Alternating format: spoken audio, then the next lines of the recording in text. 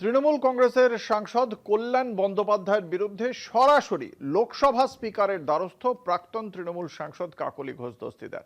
অভিযোগ, লোকসভার ভেতরে মহিলা সাংসদদের নিয়ে আপত্তিকর মন্তব্য করেছেন তৃণমূল সাংসদ কল্যাণ।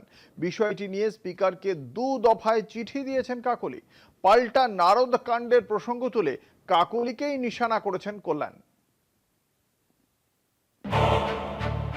লোকসভার অন্দরের এক অভিযোগ ঘিরে মুখোমুখি সংঘাতে দুই সাংসদ কাকলি ঘোষ দস্তিদার ও কল্যাণ বন্দ্যোপাধ্যায়।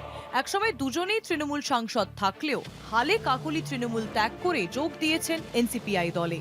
মহিলা সাংসদদের উদ্দেশ্যে নারী বিরোধী ও আপত্তিকর মন্তব্যের অভিযোগ তুলে শ্রীরামপুরে তৃণমূল সাংসদ কল্যাণের বিরুদ্ধে লোকসভা স্পিকার ওম বিড়লাকে চিঠি দিয়েছেন বারাসতের সাংসদ কাকলি ঘোষ দস্তিদার। শুধু অভিযোগই নয়, কল্যাণের বিরুদ্ধে কড়া সংসদীয় পদক্ষেপের দাবিও জানিয়েছেন কাকলি।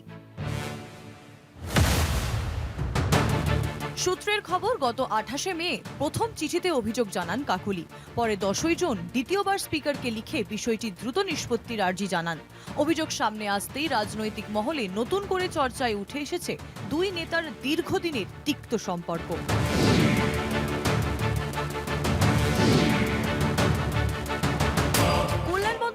অবশ্য পাল্টা আক্রমণের পথেই হাঁটছেন।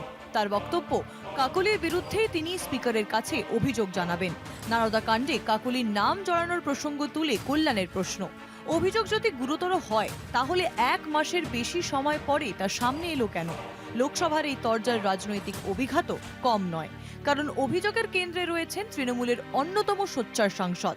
আর অভিযোগকারী কাকলিও সাম্প্রতিককালে তৃণমূলের নেতৃত্বের সমালোচনায় সরব। ফলে সংসদের ঘটনা ঘিরে রাজনৈতিক ব্যাখ্যাও শুরু হয়েছে। বিরোধীদের একাংশের মতে এটি শুধু আচরণগত বিতর্ক নয়, বাংলার রাজনীতিতে বদলে যাওয়ার সম্পর্ক ও পুরনো দ্বন্দ্বেরও প্রতিফলন।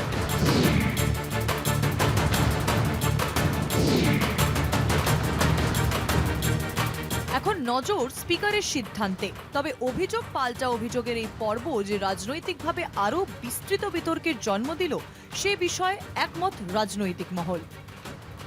কনাদ দাশগুপ্তের রিপোর্ট, কলকাতা টিভি।